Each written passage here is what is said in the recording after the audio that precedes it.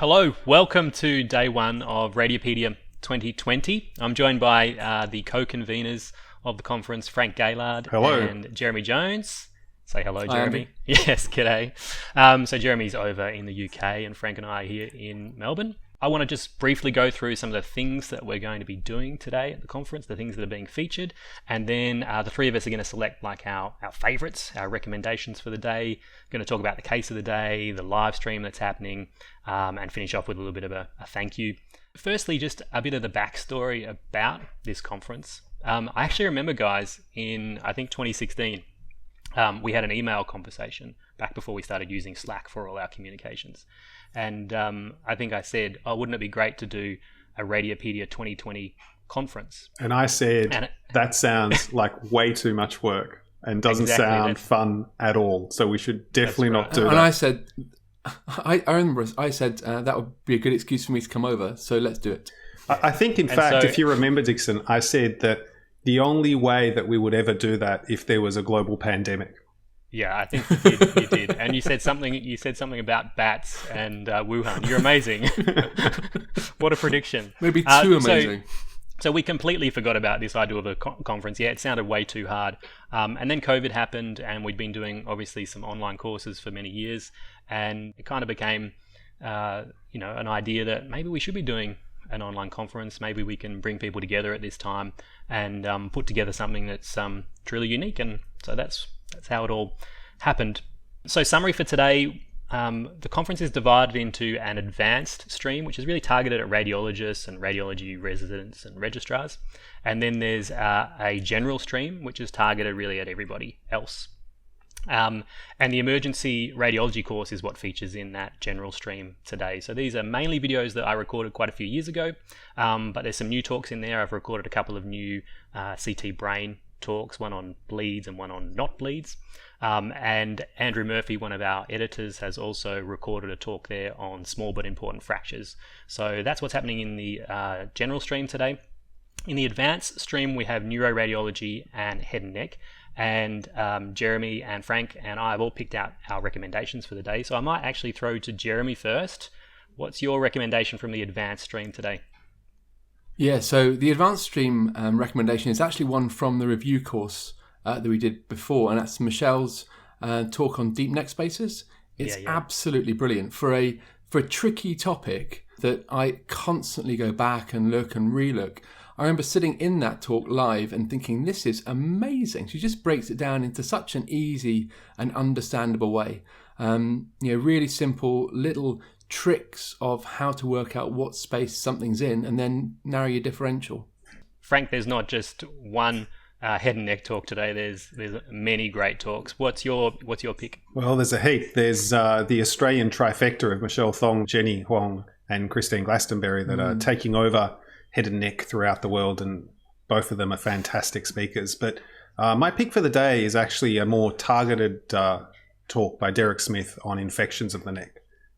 I really like talks that focus on one thing, and that at the end of that you really feel like you've got a better grasp of a topic. And I think Derek does a great job. Look out for a giraffe in that talk. Yes. Featuring a giraffe. My recommendation... Brushing your teeth. And brushing your teeth. Yeah, that's his number one recommendation at the end. Don't forget to brush your teeth. My recommendation for the day is actually a talk done by my brother, who's a head and neck surgeon. I think it's always interesting to get that surgeon's perspective on things. He does a lot of parotid and parapharyngeal surgery. And one of the things that I really got from his talk was the idea of a tumor being located in the superficial lobe of the parotid gland. And often we think, that's good. It's going to be away from the facial nerve. Facial nerve will be deep to it.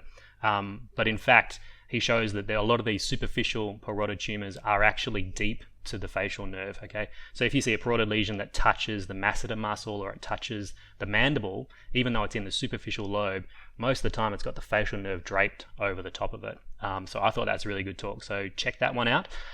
Frank, the case of the day today, I think you're going to talk about that. Yeah, so every day we've got a featured case of the day. We had a case of the day competition where we received well over 100 cases, and there were some amazing cases there from all over the world. And each day we've picked one case to feature, and each day one of the editorial team has presents the case as a short video, going through the case and also talking around the differential and how to approach the case. This first case is one that I picked out. This case is by Jose Rodriguez Vasquez, and I'm presenting it. And it's an unusual skull lesion of an unusual condition that usually doesn't affect the skull in an immunocompromised patient. I think there's a lot of really interesting learning points, and differential diagnosis here is really important and can really be important from a management point of view. So it was a fantastic case, and I'm very glad to have had a chance to see it and think about this condition a bit more. On the live stream today, we have at UTC 0700 hours, we have Matt Skalski, our editor and medical illustrator here at Radiopaedia, who'll be doing a live stream on medical illustrations. People are sending in their suggestions of what kind of medical illustration they want him to create live.